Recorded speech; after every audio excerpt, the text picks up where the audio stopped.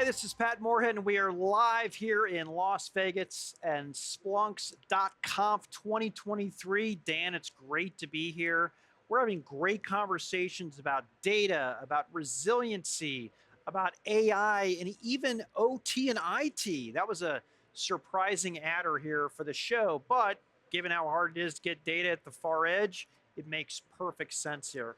Hey, look, the proliferation of data at scale, exponential at the edge. Of course, the data centers are growing and AI is going to create a whole new wave of data centers, but is there anywhere that there's more data? In fact, those sensors outside here are saying it's really hot.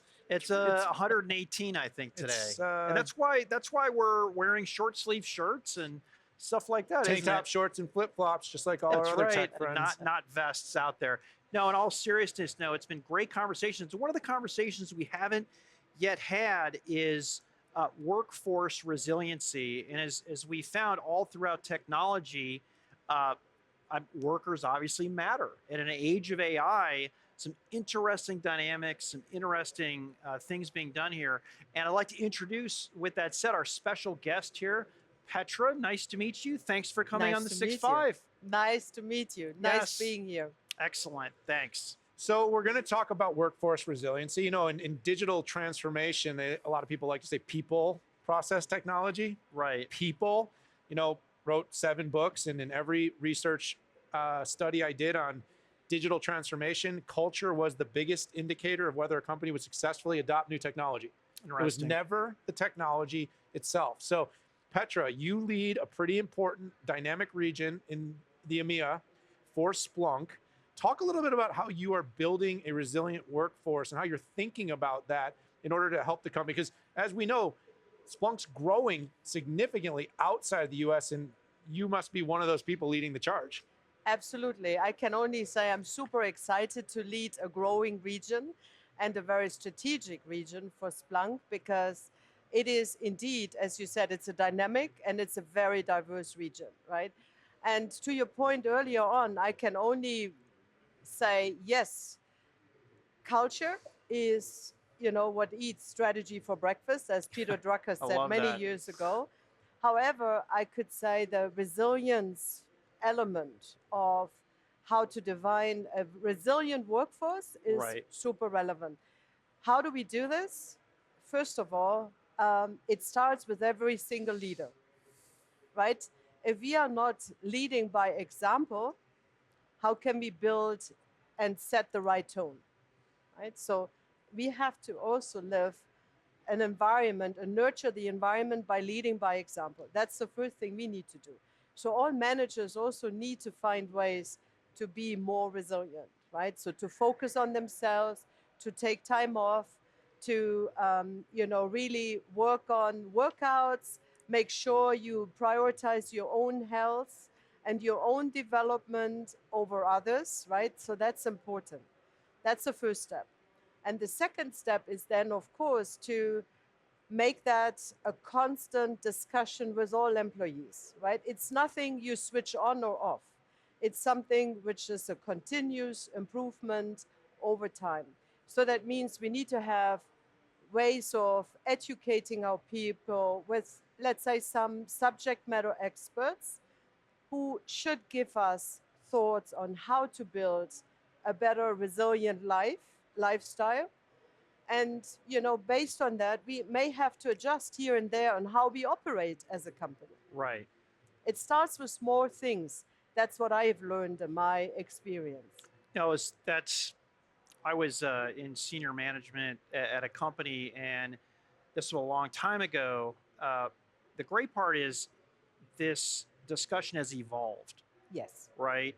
And I think a lot of this has to do with happy employees means more motivated employees. More motivated employees means better outcomes for your customers and your customers' customers. Absolutely. So we're all kind of in this together. And, it's interesting. You talked about leadership. You talked about, I'll just characterize it as work-life balance.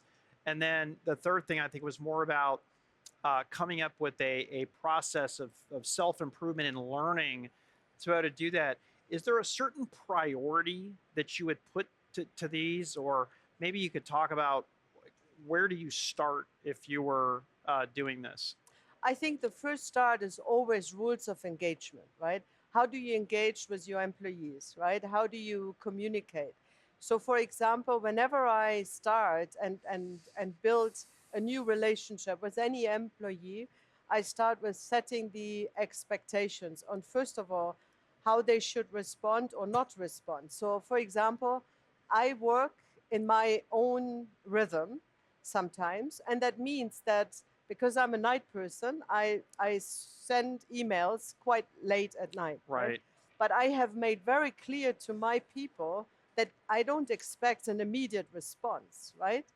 So, and I have set the frame of how to work together, right? So that's very important to set the rules of communication and expectation from the beginning. If you don't do this, there's a lot of misunderstanding happening, Yeah. which could cause stress, and that is not very fruitful for a resilient workforce. So it's the small things like setting, the clear expectations, and also set clear objectives. So that's the other one. And then the second thing is, if you set clear objectives, is like also constantly check in with, your managers, your employees, to make sure what is the progress we have accomplished, Right. and then appreciate the behaviors we would like to see, right? So that means, like, if I see there's constant progress, as a certain behavior a manager or an employee is showing, to really reward that in public, right? So that's the way you build a resilient culture. As I said before, it is nothing you do once, it is a continuous effort, and it's something which has to come from the top and the whole management. If it's Right. only from the top, it doesn't work. So it has to be installed into the whole management, and the whole management has to live accordingly. So Excellent. there's one thing that can throw a culture off balance, though. It's going to be the rapid onset of disruptive tech, Yes. right? For instance, automation of industry, whether it's been industry 1, 2, 3, 4. In every case, there was this panic moment. Remember when there was gas lighters? It wasn't what we means today.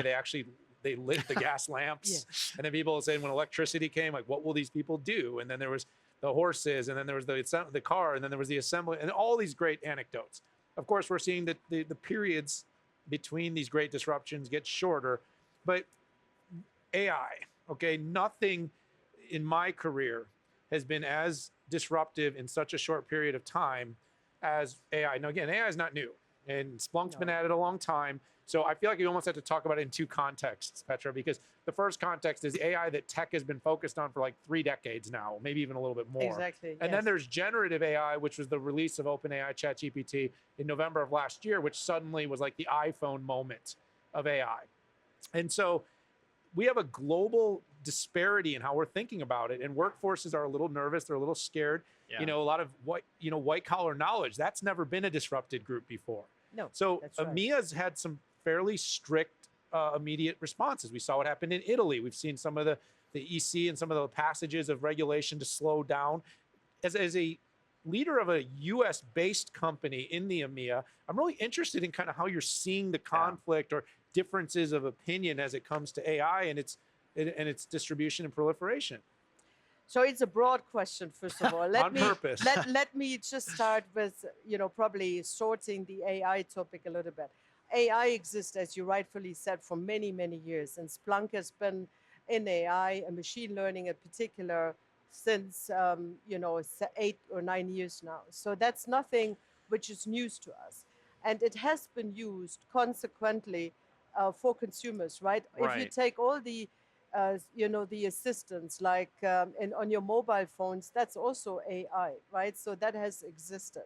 So what has changed, as you rightfully said, this iPhone moment of AI, which is the generative AI element, which is really shifting the thoughts around AI, right? And so to respond to the first part of the question is, I believe that Europe has a long history of being very reflective on data security, on regulations, right, which are probably more strict than in the US. And I think, to be fair, all the people who invented, ChatGPT finally also went to Europe, and they did a tour across Europe and actually socialized that we should have a clear, rules and regulations around AI to a certain extent, right? So I think that's something which I believe Europe is at the forefront of it. So you can say, to the extreme, AI to be regulated will be very, very difficult. I Right. think what we have to regulate is the usage of data, which is something we probably have been also very successful in Europe. So I think there are some recent trends to do and go deeper on this AI regulation piece. From Splunk perspective, we do have the belief that we should have always AI should serve the humans to simplify the way they do their business, right? My personal point of view is that we need to work with AI in a way to augment our skills in the best possible way. So I believe it will require a deep shift in the workforce, meaning like additional qualification will be required, right, in order to do so. And but then I hope, with everything we can see, it will hopefully augment our work, that we can get rid of these repeatable tasks which are somehow not very compelling, and can think about more, let's say, things which are more into the inspiration, it's about motivation, or even creativity, right? Because creativity is something which I believe is still very human, right? So I think our focus is clearly to augment the human machine interaction in a way that it still requires a lot of human contribution, but elevate the work which is done. I think those are great insights, particularly to your region. I think sometimes in technology we are way too US focused Yes. as well, and don't comprehend the global landscape. I've seen, I like to read, I like history, and if I look at historically, as Dan mentioned, there's been a lot of chat. People said, "Hey, this new technology, whether it's the cotton gin, the wheel." But I remember 30 years ago when we were moving to more structured programming languages, it was going to be the demise of the programmer. And then C came out, and it was going to be the demise of the programmer. And then integrated development environments was going to be, but actually, still 30 years later, there are not enough programmers to go around. But we do need to be very mindful that if we are shutting down a certain type of role, that we do have reskilling that goes into that. In the United States, right, in the Midwest, we took a lot of manufacturing out of the Midwest, and those cities lost their jobs, and it's still in a very depressed state, Yes. probably 25 years later, right? And we need to make sure that doesn't happen. Industries don't always catch people unless there's a motivation. I think the good thing that I see, though, is that the companies that are benefiting the most from this AI will have to do the reskilling, if nothing else, to get enough people in the workforce. So we're here talking about building resilient workforces in the age of AI. So I have to ask you, will AI improve worker resiliency? Will it just be this massive headache and not add the benefits, or maybe a little of both? I think it's in the beginning, it will probably become a bit of a challenge to adjust the knowledge, right? It's like in any innovation, right? The first part is always a bit painful if this gets into a global rollout.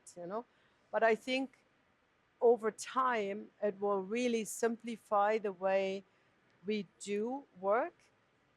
And as you said before, I think the responsibility we have as a company, and not only Splunk, but all companies, Right. is to make sure that we support the augmentation of skills. Right. because we will still need skills. We just need different skills, right? Potentially moving forward.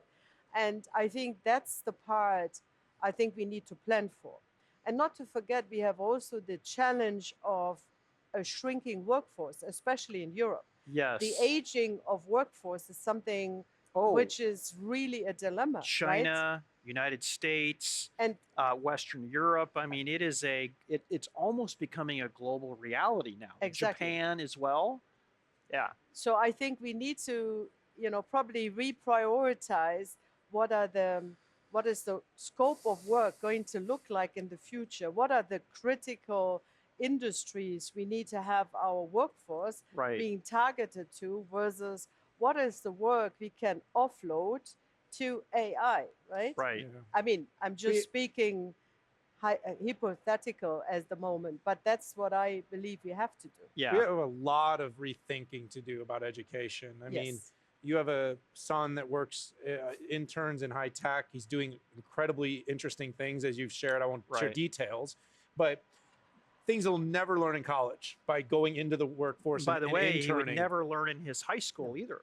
Correct. Yeah. But my point though is, but yet we still have a system. And I have, one daughter that's in grad school. I have one that's about to head to college. And the question about even university, is it a rite of passage or is it something that kids still need to do in order to move into certain fields? And maybe in some cases, but I'm saying the institution's been very set for a long way.